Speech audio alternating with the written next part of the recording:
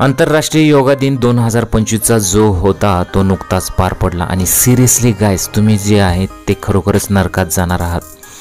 कारण की या व्हिडिओच्या खालती अशा काही कमेंट्स आलेल्या आहेत ना, त्या सर्वांवर केस ही होऊ शकते.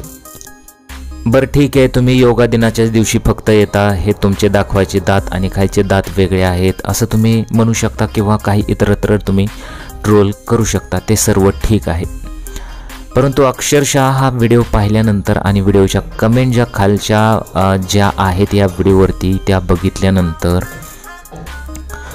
या सर्वांवर केस जी आहे ते खरोखरच होऊ शकते असं म्हणायला काही हरकत नाही.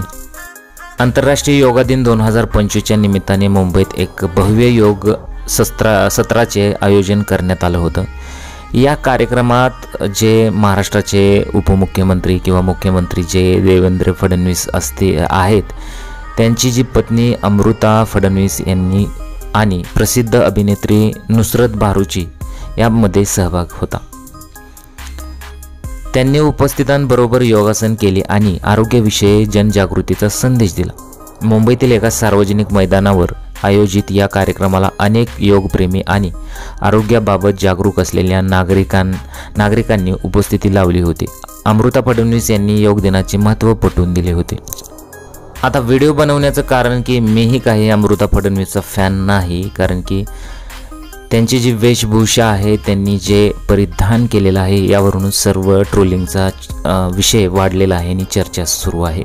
बरं ठीक आहे, मुख्यमंत्री किंवा अनेक राजकीय नेते असतात, त्यांना लोकांचं पडलेलं नसतं इथवर तर ठीक आहे, तुम्ही ट्रोलिंग करता ते सर्वसुद्धा ठीक आहे, परंतु एका महिलेसोबत अशी वर्तणूक करणं हे योग्य नाही.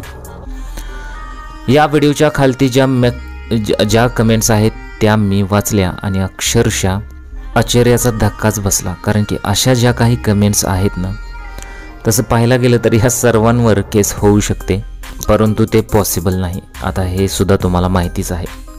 ठीक आहे, महाराष्ट्रातील काही नेते आहेत किंवा उच्च पदाचे नेते आहेत, ते अगदी साधे सिंपल राहतात आणि त्यांच्या ज्या अर्धांगिनी आहेत त्यांना मॉडर्न पद्धतीने राहायला आवडतं. त्यात मग अशामध्ये आपण असं ट्रोल करू शकत नाही, ज्याचा त्याचा तो प्रश्न आहे. परंतु हा एक गोष्ट जरूर आहे की अमृता फडणवीस यांची जी काही वेशभूषा आहे ती कधीकधी मलासुद्धा आवडत नाही आणि बऱ्याच लोकांनासुद्धा आवडत नाही आणि ते कधीकधी त्यांचं चुकतसुद्धा असतं. परंतु अशा प्रकारची ट्रोलिंग, अशा प्रकारची बॉडी शेमिंग योग्य नाही.